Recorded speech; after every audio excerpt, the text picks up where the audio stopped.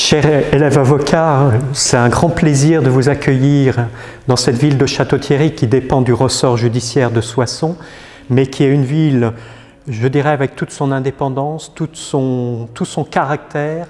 Et on a eu la chance de pouvoir faire réouvrir ce palais de justice de Château-Thierry qui est fermé depuis 2010 à la suite de la réforme de la carte judiciaire et qui a été rouvert spécialement pour vous donner envie un petit peu de découvrir cette ville et ce monde judiciaire qui se déroule sur notre ressort. Alors nous sommes un petit barreau, nous dépendons bien évidemment du barreau de Soissons, mais sur Château-Thierry même, qui est la deuxième ville du ressort, nous comptons 3 avocats hommes et puis 4 avocats femmes qui exercent sur le ressort. Notre activité, c'est une activité généraliste. On n'a pas de spécialistes, à l'exception d'un seul cabinet qui est spécialisé en droit des affaires, puisque c'est un ancien conseil juridique qui a gardé son activité, et sinon les autres avocats ont une activité généraliste avec des domaines de prédominance sur tel ou tel aspect du droit, soit du droit social, soit du droit viticole ou autre chose. Voilà. Donc, pourquoi vous recevoir dans cette salle? Eh bien, c'est parce que c'est une salle qui est chargée d'histoire, elle est classée monument historique. Ça a été la salle, pour ceux qui connaissent un petit peu l'histoire de notre ville, la salle du bon juge Magnaud qui rendait ses décisions du haut de cette chaire, des décisions hautes en couleur. Il est très connu pour l'état de nécessité avec la relaxe de la voleuse de pain. Il mériterait d'être mieux connu aussi pour toute sa jurisprudence concernant les accidents du travail, puisqu'il avait inversé la jurisprudence qui était jusqu'à présent lorsqu'une machine, à l'époque, à la fin du 19e siècle, époque où notre bon juge siégeait, c'était des machines à vapeur et souvent elles explosaient et entraînant la mort d'un ouvrier. Et on demandait, c'était l'état du droit à l'époque, à la justice demandait à la veuve de venir faire la preuve de la faute du propriétaire de l'usine, ce qui était impossible. Et le bon juge Magnaud a inversé la jurisprudence en disant que désormais, ça serait à l'employeur de prouver qu'il a bien entretenu le matériel. Et c'est une jurisprudence qui est restée et qui est autrement plus importante que la simple relaxe de la voleuse de pain. Et puis, je ne veux pas être simplement là pour faire la promotion de la magistrature, mais également pour vous parler d'une décision qui a intéressé le barreau au plus haut point, puisque c'est dans cette salle, le 21 février 1901, que la première avocate femme, notre consoeur Chauvin, est venue plaider. C'était la première fois qu'une femme venait plaider dans une assise judiciaire et ça s'est passé à Château-Thierry ici. Alors je ne pouvais pas résister au plaisir de vous présenter cette salle, de vous présenter cette anecdote. Alors nous ne sommes pas un barreau qui restons sur le passé, nous avons tout un avenir et notamment ça faisait plusieurs années que le barreau de Soissons en lien avec les avocats de Château-Thierry travaillait pour que l'on réouvre une maison du droit à Château-Thierry. Cela ne s'est pas fait, le projet a été mûri, s'est développé et on s'est orienté maintenant sur un conseil départemental du droit, un conseil d'accueil au droit sur Château-Thierry. Et ce que nos chefs de cour à Amiens ont souhaité, c'est que ce soit un point d'accueil au droit qui soit renforcé selon l'expression judiciaire, c'est-à-dire qu'il y ait sur Château-Thierry des audiences foraines. Et ce projet n'est pas tombé dans les oubliettes après la période du Covid, mais bien au contraire, avec l'impulsion de notre nouveau garde des Sceaux qui est favorable à la juridiction de proximité, eh bien, le projet va voir le jour dans les tout prochains mois d'une véritable justice de proximité avec des audiences sur Château-Thierry.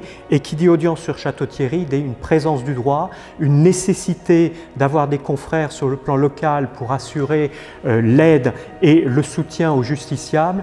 Et c'est pour cela que vous êtes fortement incités à venir vous installer sur notre belle région. Alors, je le dis tout simplement, ouvrir un cabinet sur Château-Thierry, c'est tout à fait possible. Vous avez vu le ratio, nous sommes actuellement 7-8 avocats pour une ville qui compte 15 000 habitants, mais avec l'agglomération plus de 30 000 habitants, une ville qui a un tissu économique qui est très riche, qui est tournée vers la région parisienne, puisque nous avons à peu près 3 500 personnes qui prennent le train tous les jours pour aller travailler sur Paris et qui ont un pouvoir d'achat qu'ils apportent sur notre région. Vous avez aussi le pôle d'attractivité de Reims. Alors pourquoi Reims est un pôle d'attractivité? Pour deux raisons essentielles. Premièrement, la présence des vignes sur Château-Thierry. Nous sommes en appellation Champagne et par conséquent, nous sommes tournés vers la région d'Épernay de Reims. Et là aussi, c'est un secteur très dynamique sur le plan économique. Et puis Reims aussi, c'est pour tous les établissements supérieurs que l'on peut souhaiter pour l'enseignement de nos enfants. Donc une ville qui est vraiment une ville à la charnière entre la région parisienne, la Champagne et qui a plein d'atouts à faire valoir. Sur le plan local, vous avez toutes les activités qui vous sont proposées.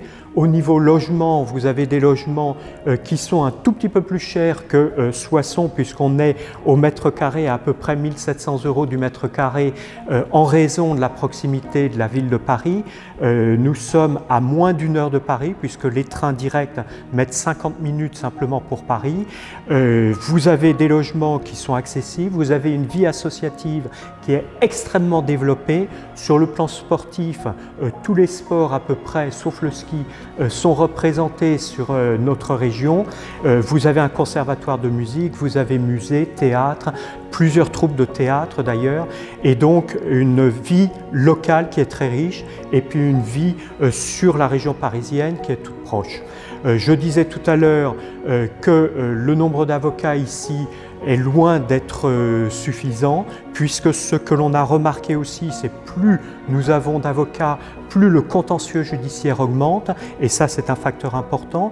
Vous avez un autre facteur qui peut vous inciter en tant que jeune confrère à venir vous installer, c'est que sur le barreau de Soissons, nous avons une pratique qui est de réserver les aides juridictionnelles aux confrères qui acceptent de faire les permanences pénales. C'est-à-dire qu'un jeune confrère ou une jeune consoeur qui veut développer sa clientèle, il dispose d'une part des permanences pénales, de tout l'aspect pénal qui lui est réservé et qui revient relativement fréquemment, et par le biais de ces permanences pénales, après tout le contentieux civil lié à l'aide juridictionnelle.